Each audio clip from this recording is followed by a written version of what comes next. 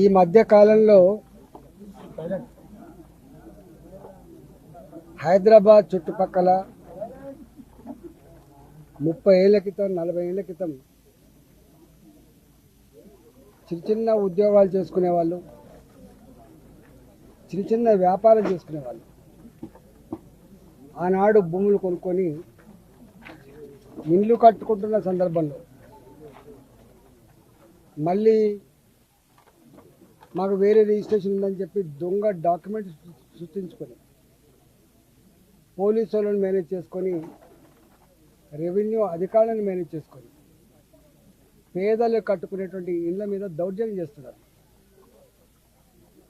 మొన్న అరుంధతి నగర్లో, బాలాజీ నగర్, జవహర్ నగర్లో ఇట్నే చేస్తే మేము పోయి వచ్చినాం. పేదల వాళ్ళు 40 గజాలు 60 గజాల్లో ఇల్లు కట్టుకునేటువంటి పేదల వాళ్ళు 40,000 50,000 జమ చేసుకొని ఒక రేకుల షెడ్ వేసుకుంటే కూలగొట్టిపోతున్నారు. 50,000 రూపాయల నుంచి 2 లక్షల రూపాయలు ఇస్తే తప్ప పేదలు ఆ రేకుల షెడ్ వేసుకునే పరిస్థితి లేదు. దాని మీద నేను రెవెన్యూ మంత్రి గారితో మాట్లాడినా, కలెక్టర్ గారితో మాట్లాడినా, సిపి గారితో కూడా మాట్లాడినా. నేను 6 నెలలు అవుతుంది భారతీయ జనతా పార్టీ ఎంపీకి ఇక్కడ గెలిచి. 6 నెలల నుంచి ప్రతి నిత్యం కూల్చివేతల బాధలు తప్ప, పేదల కన్నీళ్ళు తప్ప, నా ఇండ్లు కూలగొడుతున్నారు, నా జాగలు గుంజుకుంటున్నారు, నేను కాంపౌండ్ వాళ్ళు కడితే కూడా గుండాలు బెదిరిస్తున్నారు, మా కాలనీలలో కిరాయి గుండాలు లిక్కర్ సీసాలు తెచ్చుకొని తాకుండా మా మీద దౌర్జన్యం చేస్తున్నారు. ఎటుపోతుంది సారు ఇది? ఇంత పెద్ద విశ్వనగరం అని చెప్తా ఉన్నారు, ఇంత గొప్ప పోలీస్ అని చెప్తా ఉన్నారు, పేదల ప్రాణాలకు రక్షణ లేకుండా పోతుందని చెప్పి కన్నీళ్ళు పెడతా ఉన్నారు. నిన్న నా దగ్గరికి ఏకశిలా నగర్ కాలనీ వాసులు వచ్చింది. 1985, ఇవాళ కాదు నిన్న కాదు, 1985 ఆనాడు ఇక్కడ ఎకరం 10,000 రూపాయలు 5,000 రూపాయలకి ఎకరం ఉండే. ఇక్కడ ఆనాడు రియల్ ఎస్టేట్ వాళ్ళు ప్లాట్ చేస్తే కొనుక్కున్నారు. వాళ్ళు అందరూ కూడా రెవెన్యూ ఉద్యోగులు ఉన్నారు, ఇలా పోలీస్ డిపార్ట్మెంట్లో పనిచేసే వాళ్ళు ఉన్నారు, రిజిస్ట్రేషన్ ఆఫీస్లో పనిచేసే వాళ్ళు ఉన్నారు. ఇలా 32 డిపార్ట్మెంట్లలో పనిచేసేటువంటి ఆనాటి చిన్న ఉద్యోగులు ఇక్కడ జాగాలు కొనుక్కున్నారు. ఇవాళ ఆ జాగాలు ఇక్కడ ఇల్లు కట్టుకుందామంటే ఆనాడు దొంగల భయం కాబట్టి, రాళ్ళు రప్పలున్న గుట్టల భూములు కాబట్టి, చెట్లు కంచెలున్న భూములు కాబట్టి సెక్యూరిటీ భయపడి ఆనాడు కట్టుకోలేదు.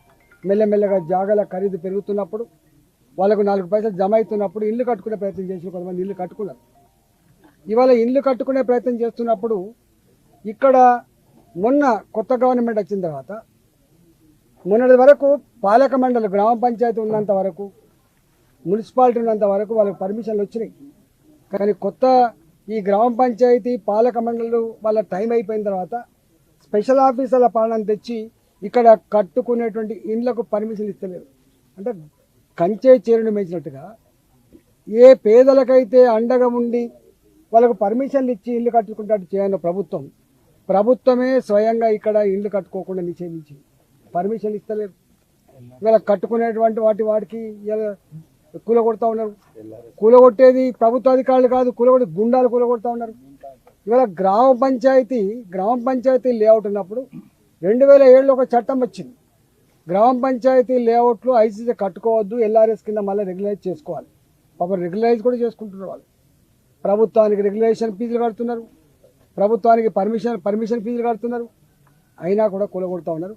ఇవాళ నేను వచ్చి ఇక్కడికి ఫీల్డ్ మీద నేను అనేక సార్లు రాచకొండ సిపి గారితో మాట్లాడినా, అనేక సార్లు మల్కాగిరి కలెక్టర్ గారితో మాట్లాడినా, అనేక సార్లు ఇక్కడ ఉన్న డీసీపీలతో మాట్లాడినా, నిన్న స్వయంగా రెవెన్యూ మంత్రి శ్రీనివాసరెడ్డి గారితో కూడా మాట్లాడినా. నేను ఇలా పోతున్నా అని చెప్పి ఇక్కడికి వస్తే నేను ఇక్కడ పార్లమెంట్ సభ్యుడిగా ఉన్నాగా, నేను ప్రజలతో మీటింగ్ పెట్టుకొని ఉన్నాగా ఇలా గుండాలు ఇక్కడ లిక్కర్ బాటిల్ తెచ్చుకొని, బీరి సీసాలు తెచ్చుకొని తాక్కుంటా ఇక్కడ దౌర్జన్యం చేసే ప్రయత్నం చేస్తున్నారు. రాత్రి నేను ఇక్కడికి వస్తున్నాను తెలిసి మీరు ఎంపీ గారు వస్తున్నట, మీరు ఎంపీ గారి దగ్గర పోయినట, మీ సంగతి చెప్తామని చెప్పి మహిళల మీద దౌర్జన్యం చేస్తారు. నేను అడుగుతా ఉన్నా సిపి గారికి, టెంట్ వేసుకొని టెంట్ కాలబెడతాం అంటే ఎంపీ గారు వచ్చే టెంట్ కూడా కాలబెట్టే స్థాయికి ఎదిగిందంటే పోలీసులారా మీరు ఎవరికి రక్షణగా ఉన్నారు? మీరు ప్రజలకు రక్షణ ఉన్నారా, గుండాలకు రక్షణ ఉన్నారా, ల్యాండ్ బ్రోకర్లకు రక్షణ ఉన్నారా, డబ్బులు ఇచ్చే వాళ్ళ రక్షణ ఉన్నారా ఆలోచించుకోవాలి. ఇలా ఒకనాడు తెలంగాణ పోలీస్ అంటే ఇంత ఇజ్జత్ ఉండేది, ఇంత గౌరవం ఉండేది. కానీ ఇలా తెలంగాణ పోలీస్ అంటే ఇజ్జత్ లేకుండా పోయింది, గౌరవం లేకుండా పోయింది. మీరు ఆలోచించుకోమని చెప్పి హెచ్చరిస్తానా. నేను ఇక్కడ ఉన్నా, నేను ఇక్కడ ఉన్నా, ఎవడొస్తాడో ఎవడు దౌర్జన్యం చేస్తాడో ఒకవేళ మీరు కనుక కంట్రోల్ చేయకపోతే, ప్రజల ఆస్తులకు రక్షణ మీరు ఉండకపోతే, ప్రజల ప్రాణాలకు కనుక పోలీస్ డిపార్ట్మెంట్ రక్షణ ఉండకపోతే అదేందో మేమే మా చేతులకు తీసుకోవాల్సి వస్తుంది. మేమే గుండాలకు బుద్ధి చెప్పాల్సి వస్తుంది, మేమే ల్యాండ్ బ్రోకర్లకు బుద్ధి చెప్పాల్సి వస్తుంది, మేమే ఈ చిల్లరగాళ్ళను తరిమికొట్టే పరిస్థితి అని చెప్పి హెచ్చరిస్తా ఉన్నా. ఇప్పటికైనా పిచ్చి వేషాలు వేయకుండా మీరు వెంటనే స్పందించి, రెవెన్యూ అధికారులు పోలీసులు వెంటనే స్పందించి దీని మీద సంపూర్ణ ఎంక్వైరీ చేసి ప్రజలకు వెంటనే రక్షణ కల్పించి ప్రజల ఆస్తులకు రక్షణ కల్పించాలని చెప్పి ఈ సందర్భంగా నేను ఎంపీగా, పార్లమెంట్ సభ్యుగా డిమాండ్ చేస్తున్నా. లేకపోతే ఎంపీగా మా కార్యకర్త, భారతీయ జనతా పార్టీ కార్యకర్తలుగా మేమే మా ప్రజలను కాపాడుకుంటాం, మేమే ప్రజల ఆస్తులకు రక్షణ ఇస్తామని చెప్పి ఈ సందర్భంగా తెలియజేస్తా ఉన్నాం.